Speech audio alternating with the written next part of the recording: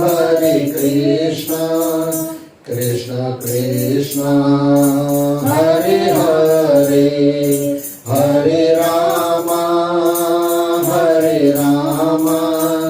राम राम हरे हरे राम राम हरे हरे राम राम हरे हरे। बोलो श्री कृष्ण चंद्र भगवान की जय। हरे कृष्ण कृष्ण कृष्ण हरे हरे हरे राम राम राम हरे हरे हरे कृष्ण कृष्ण कृष्ण हरे हरे हरे राम राम राम हरे हरे हरे कृष्ण कृष्ण कृष्ण हरे हरे हरे राम राम राम हरे हरे। बोलो सद्गुरुदेव भगवान की जय। जय जय श्री राधे जय जय श्री राधे जय जय श्री राधे। हाँ, भागवत महापुराण और उसके अंदर गौकर्ण महात्म, उसके अंदर भक्ति महारानी का भी आता है। भक्ति महारानी ज्ञान वैराग्य और उनकी कथा पूरी करके फिर आता है गौकर्ण महात्म। और गौकर्ण महात्म 5 अध्याय के अंदर दोनों बातें पूरी हो जाती है और 6ठा अध्याय गौकर्ण महात्म का आज हम देख रहे हैं। उसके बाद 12 सेकंड शुरू होंगे। 6ठा अध्याय श्री नारद मुनि का संत कुमारों से श्रीमद् भागवत की सप्ताह विधि पूछना। नारद जी ने ऐसे महत्वपूर्ण श्रीमद् भागवत कथा के सप्ताह पारायण करने की विधि के बारे में श्री संत कुमारों से पूछा तो उन्होंने कहा, ऋषिवर आपने यह सुंदर प्रश्न पूछा है। मैं विस्तार के साथ इस सप्ताह पारायण की विधि आपको बताता हूँ। श्री संत कुमार ने जो विधि बताई वह इस प्रकार है। श्रीमद् भागवत कथा का सप्ताह पारायण वैसे तो किसी भी समय किया जा सकता है, क्योंकि शुभ कर्म करना किसी भी समय उत्तम है। वैसे भादो, क्वार, कार्तिक व अघन मासों में यह सप्ताह पारायण कराना या करना अति उत्तम माना जाता है। इन मासों में इस कथा को सुनने से बड़ा पुण्य प्राप्त होता है।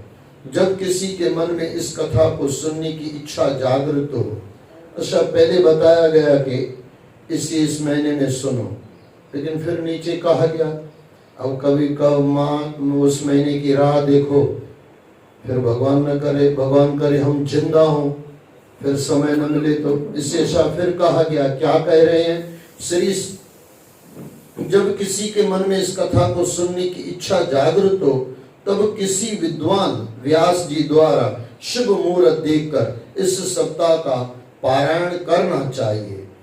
इस पारायण में अपने इष्ट मित्रों, बंधु बांधवों और सुनने के इच्छुक सभी लोगों को बुलाना चाहिए। इस सप्ताह पारायण के लिए घर का स्वच्छ आंगन, उद्यान, मैदान या तीर्थ स्थान शुभ रहता है। ऐसे स्थान पर चांदनी का चंदोवा, केले और आम्र के पत्तों की वंदनवार आदि का प्रबंध करके उसे अच्छी प्रकार से अलंकृत कराना चाहिए और विश्रावन बिछाकर व्यास जी के लिए ऊंचा सिंहासन स्थापित करना चाहिए। श्रोताओं को कथा श्रवण से पूर्व स्नान ध्यान से निवृत्त होकर कथा स्थान पर आना चाहिए और एकाग्रचित होकर कथा का रसास्वादन करना चाहिए। पहले दिन मुख्य श्रोता को श्री गणेश जी का पूजन करके सप्ताह पारायण में बैठना चाहिए, ताकि कथा के मध्य में कोई व्यवधान उपस्थित न हो। पहले दिन ही एक विद्वान ब्राह्मण को विष्णु सहस्रनाम के पाठ पर बैठा देना चाहिए और ठाकुर जी को तुलसी दल चढ़ाना चाहिए।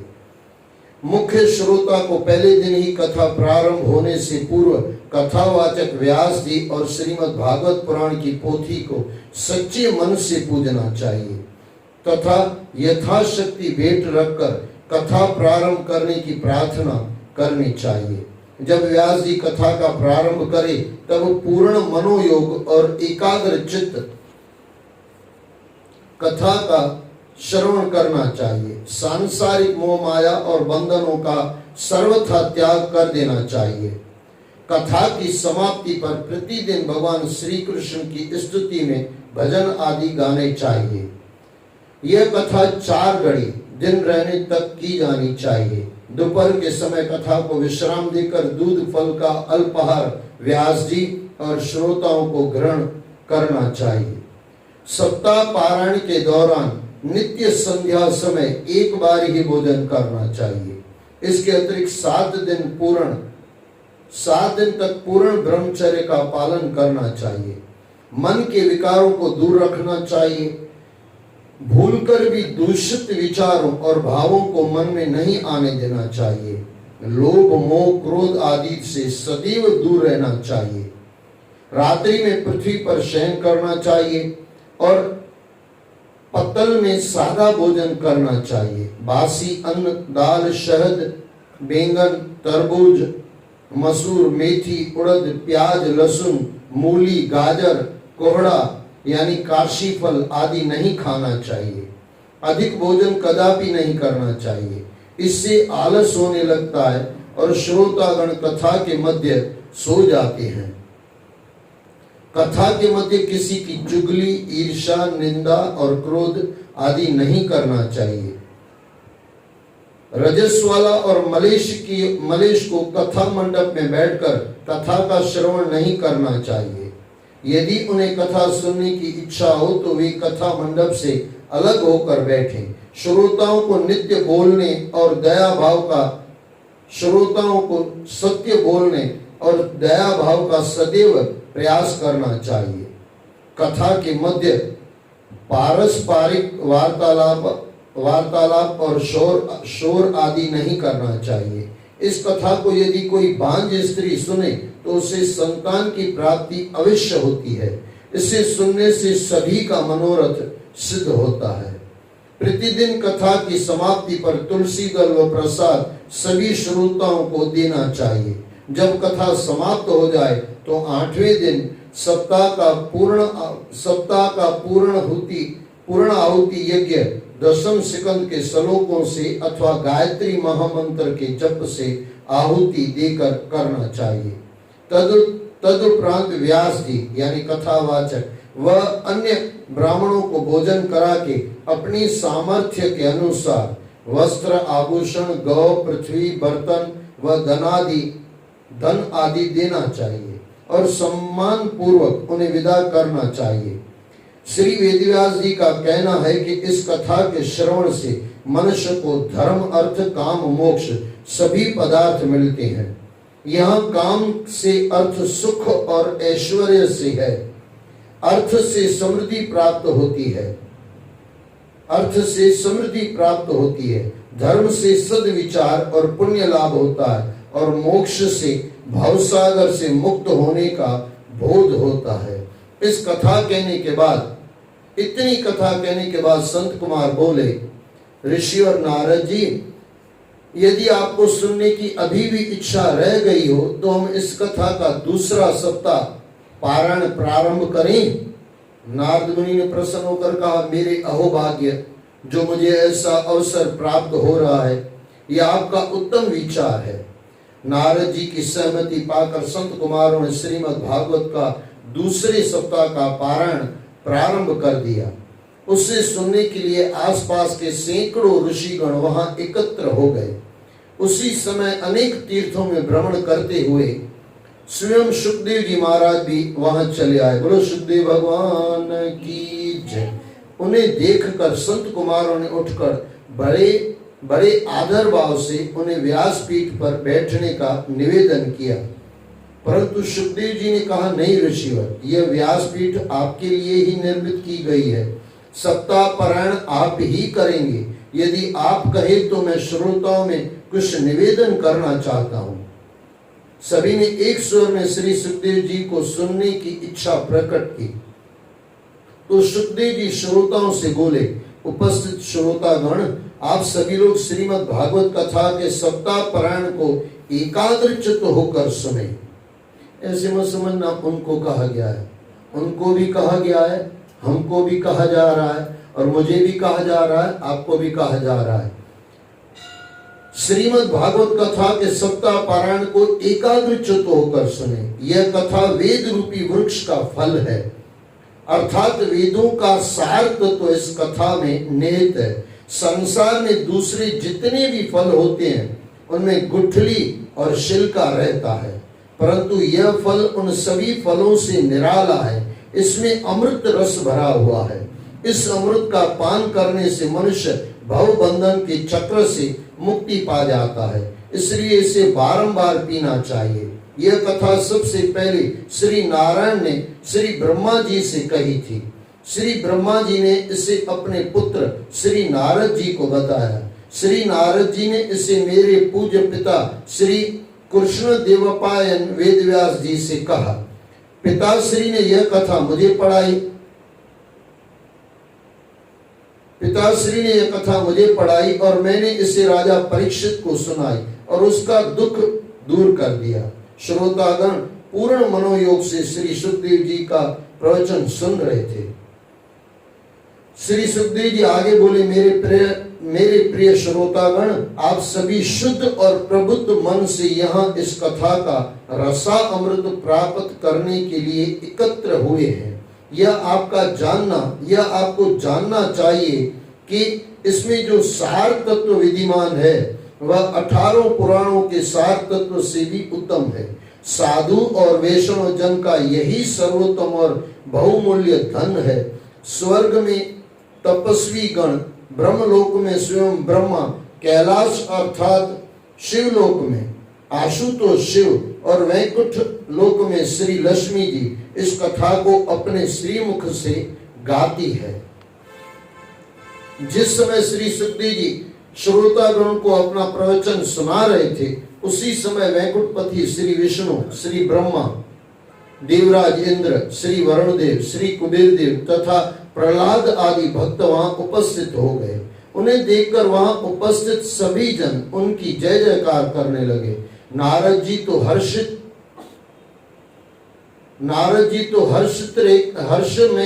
में खड़े होकर नाचने लगे। भक्त प्रहलाद ने करताल बजानी प्रारंभ की तो भक्त उद्धव मंजीरा बजाने लगे। देवराज इंद्र मृदंग पर थाप देने लगे। उस समय त्रिलोकीनाथ श्री नारायण ने जब सभी को प्रेम में लीन देखा तो कहा, भक्तों, जिसके मन में जो इच्छा हो सो मांग लो। नारद जी तत्काल हाथ जोड़कर बोले, प्रभु, आपके दर्शनों का सौभाग्य हमें प्राप्त हुआ है। इससे अधिक ऐसी कौन सी वस्तु है जिसे हम मांगे? आपने दर्शन देकर हम सभी को कृत कर दिया। आप अपने चरणों की भक्ति हम सभी को दीजिए। श्री नारायण ने तथास्तु कहा और अंतर्ध्यान हो गए। सप्ताह यज्ञ पूर्ण हुआ। श्री सूत जी ने यह कथा सुनकर शौनकादिक 88,000 ऋषियों ने सूत जी से पूछा, हे सूत जी, श्री सुखदेव जी महाराज ने यह कथा राजा परीक्षित को कब सुनाई और गोकर्ण तथा संत कुमारों ने यह कथा कब कही, यह हमें बताइए। श्री सूत जी ने कहा, ऋषिवर, जब श्री कृष्ण जी द्वारकापुरी से वैकुंठ लोक को पधारे तब उससे 300 वर्ष पश्चात भादो मास की नवमी के दिन श्री सुखदेव जी ने यह कथा राजा परीक्षित को सुनाई थी और इसका पारायण उन्होंने 7 दिन में किया था। वह स्थान गंगा के तट पर है और कलयुग में उस स्थान को शुक्रताल के नाम से जाना जाता है। यह शुक्रताल नाम शुकताल का अपभ्रंश है। सही नाम है शुकताल, फिर आज चल रहा है शुक्रताल। शुकताल का अपभ्रंश है। यहाँ एक विशाल वट वृक्ष है। इसके नीचे बैठकर श्री सुखदेव जी ने यह कथा कही थी। आज यह स्थान एक तीर्थ स्थान के रूप में विकसित हो चुका है। इस कथा के 200 वर्ष पश्चात गोकर्ण ने गया तीर्थ में इस कथा का सप्ताह पारायण कराया था।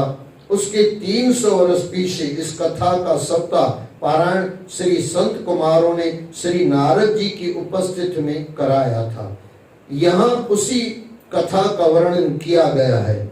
इस अमृतमयी कथा को जो भी प्रेम से श्रवण करता है या दूसरों को सुनाता है उसको सभी फल प्राप्त होते हैं, वह जीवन मुक्त कहलाता है।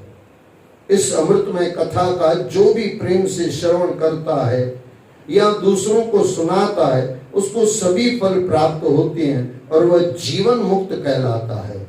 जीवन से मुक्ति का तात्पर्य यह सभी प्रकार की मोह माया और सांसारिक बंधनों से मुक्त हो जाना है। ऐसा भागवत पुरुष अर्थात जीवन मुक्त इस संसार में रहकर भी निष्प्रह भाव से सभी के प्रति प्रेम और समभाव रखता है। उसे अपने लिए किसी पदार्थ का लोभ नहीं रहता। वह संसार में रहकर भी संसार से परे होता है। उसका हर पल और हर घड़ी श्री भगवान मुरलीधर की रूप माधुर्य में खोया रहता है। उसका हर पल और हर घड़ी श्री भगवान मुरलीधर की रूप माधुरी में खोया रहता है। बोलो भागवत पुराण की जय। यह भागवत महात्म संपूर्ण हुआ। आइए 1 मिनट हरिनाम संकीर्तन। हरे कृष्णा कृष्ण कृष्ण हरे हरे, हरे राम राम राम हरे हरे, हरे कृष्णा कृष्ण कृष्ण हरे हरे, हरे राम राम राम हरे हरे, हरे कृष्णा कृष्ण कृष्ण हरे हरे, हरे राम राम राम हरे हरे, राम राम हरे हरे, राम राम हरे हरे। आइए 2-3 मिनट चिंतन करें क्योंकि महात्म यहाँ पे पूरा हुआ। महात्म मैंने आपको कहा 2 बताए गए। एक तो भक्ति मार्ग, भक्ति के साथ थे ज्ञान और वैराग्य। आज भी हमारी भक्ति रुक गई है। क्यों रुकी हुई है भाई भक्ति? क्योंकि उसमें वैराग्य बड़ा नहीं है। तो थोड़ा समझना, ये खाली कहानियां नहीं है, ये हमारे जीवन में उतारने के लिए है। हमारा भी कैसा है भाई? हमारा देखो तो कोई वैराग्य तो कुछ है ही नहीं। अच्छा कभी कुछ कोई चीज छोड़ दी तो 500 आदमी को तो बताते फिरेंगे, यानी वैराग्य है नहीं। वैराग्य हो जाए तो जीवन में क्या होगा?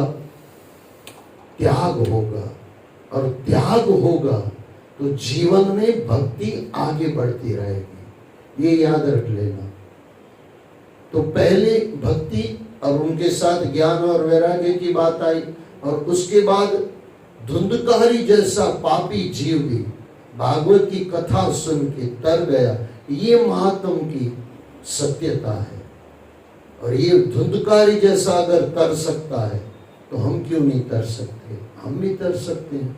लेकिन शर्त इतनी है, जो पहले कहानी आई, भक्ति को आगे बढ़ाना है तो वैराग्य जीवन में होना ही चाहिए। वैराग्य कैसे आएगा? सत्संग से ही आता है, भागवत से ही आता है। वैराग्य जो बुढ़ा हो चुका था वो जवान कैसे हुआ? उनको भागवत कथा सुनाई गई, और वो सुनने के बाद वो ज्ञान और वैराग्य दोनों जवान हो गए, और जवान होने से फिर भक्ति भी आगे बढ़ी, भक्ति को भी खुशी हुई। बस इसी तरह जीवन में ज्ञान और वैराग्य बढ़ाते रहना चाहिए। और वो कैसे बढ़ेगा? भागवत रूपी फल से ही बढ़ेगा। ये फल खाते खाते खाते फिर वैराग्य भी हो जाता है। वैराग्य हो जाता है तो त्याग हो जाता है, और त्याग हो जाता तो शांति होती है। सीधा त्याग नहीं होता। सीधा त्याग करोगे तो कभी ना कभी पकड़ लोगे। वैराग्य से त्याग होगा तो जीवन में शांति आएगी। वैराग्य यानी समझ, वैराग्य यानी ज्ञान। इसके लिए ज्ञान और वैराग्य दोनों थे। इसके लिए अब आगे हम सिकंद में प्रवेश करेंगे। बोलो सद्गुरुदेव भगवान की जय, आदि के आनंद की।